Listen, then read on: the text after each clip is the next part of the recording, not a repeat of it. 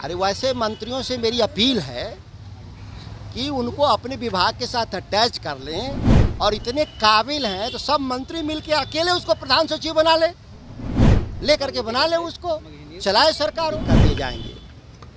आखिर क्यों निकम्मे लग रहे हैं आपको? क्या आपको लगता है कि परफॉर्मेंस उनका है? उनको जिन जिन कामों पे लगाया गया, कौन काम उन्होंने ठीक किया? खनन विभाग में गए ठीक करने के लिए, कुछ ठीक हुआ क्या? वहाँ वो गए थे शराबबंदी में, वहाँ कुछ ठीक हुआ क्या? यहाँ हजारों लोग बेगुनाह लोग मारे गए जहरीली शराब से।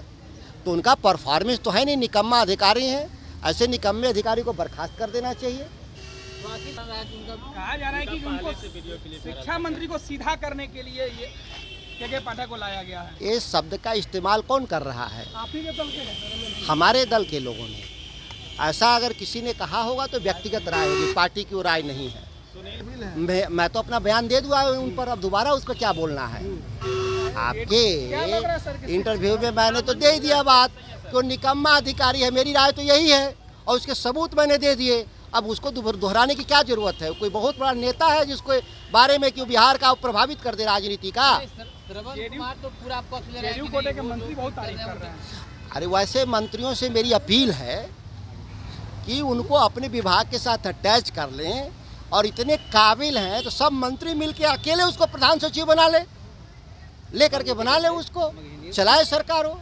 शिक्षा मंत्री अपने सही राह पर है सर? शिक्षा मंत्री हमारे उत्कृष्ट विद्वान आदमी हैं और उनके जिम्मेदारी ने दी है पार्टी, वो बखूबी निभा रहे हैं। और इस राज्य में बदलाव के लिए थोड़ा पीड़ा सबको सहना होगा। मैं ये मानता हूँ कि ये पीड़ा काल है, एक सुनहरा भविष्य होगा बिहार का। मैं मानता हूँ चंद्रशेखर आज़ाद के नेतृत्व में। खुशफहमी में है कि हम लोग सरकार में चले जाएंगे, तो उनको कौन रोका है? वो आते जाते रहते हैं बीजेपी वाले, तो उनके जी में तो कोई काम भी नहीं है। वो सत्ता के भूखे लोग हैं, उनको लगता है कि हम लोग बेदखल हो गए हैं।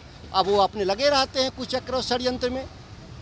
नीतीश जी क्या 2024 में साथ में लड़ेंगे सर? नीतीश जी क्या 2024 में साथ में लड़ेंगे या फिर अलग चले जाएंगे? ये बात उनसे पूछिए, हमारी पार्टी और मेरे बारे में पूछिए। दूसरों के बारे में मैं क्यों बताऊंगा कि क्या वो करेंगे नहीं करेंगे, उनका क्या एजेंडा है, वो क्या करेंगे। राहुल गांधी का याचिका खारिज कर दिया गया सर। दुर्भाग्यपूर्ण है। देश में पहली बार मैं मानता हूं कि न्यायपालिका अब भी जितनी स्वतंत्र होनी चाहिए वो नहीं है। अब भी दबाव है न्यायपालिका पर। ये कभी कभी दौर आता है। ये असल मुद्दे पर जिस पर आप सवाल किया, ये असल मुद्दा है आज का। ये खबर है कि एक संसद को उसकी सदस्यता चली जाती है एक बोलने के आधार पर, तो हमारी ताकत ही समाप्त हो गई। लोकतंत्र में, संसदीय प्रणाली में जब हम बोल ही नहीं सकते तो फिर हमारे रहने नहीं रहने का क्या औचित्य है? और राहुल गांधी जी ने जो कहा था वो सही कहा था, और इसके आधार पर सदस्यता तो कभी नहीं जाना चाहिए था। एक कानून बनाने का पर्पस थोड़ा न था। और आश्चर्य है कि 2 साल की सज़ा इसलिए की जाती है कि सदस्यता चली जाए। सज़ा करनी भी थी तो 2-3 महीने की सांकेतिक सजाएं होती है इस तरह के मामलों में, अवमानना के मामले में। नहीं, ये तो पहली बार ऐसा देश में हुआ। अभी भी मुझे भरोसा है कि सुप्रीम कोर्ट न्याय करेगा। माननीय सुप्रीम कोर्ट जाइएगा आप लोग? सुप्रीम कोर्ट निश्चित तौर पे सुप्रीम कोर्ट जाएंगे। लालू प्रसाद ने कल कहा है कि प्रधानमंत्री आवास में उन्हें रहना चाहिए, पत्नी के साथ रहना चाहिए। इसका क्या? और लालू जी की बात, मैं उनका पार्टी का छोटा सिपाही हूँ, वो बेहतर बताएंगे। उन्होंने जो कहा होगा सही कहा होगा। और दोबारा यही मैं कहूँगा कि आप दोबारा उनसे बयान लीजिए। वो हमारे बहुत वरिष्ठ नेता हैं, हम उनके बयानों की समीक्षा करने का अधिकार मेरे पास नहीं है। सुधाकर जी, नई शिक्षा नीति को लेकर मंथन चल रहा था आरजेडी विधायकों का, क्या लग रहा है कि तैयारी है इस बार जवाब को कैसे दिया जाए बीजेपी को? ये बीजेपी का सवाल नहीं है नई शिक्षा नीति, ये देश का सवाल है।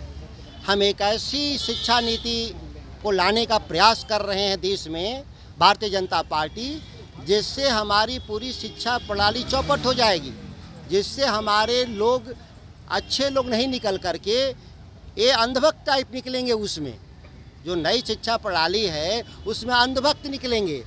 ऐसे अंधभक्त दोबारा न पैदा हो, ज़्यादा न पैदा हो, ऐसी शिक्षा नीति का हम लोग विरोध करेंगे।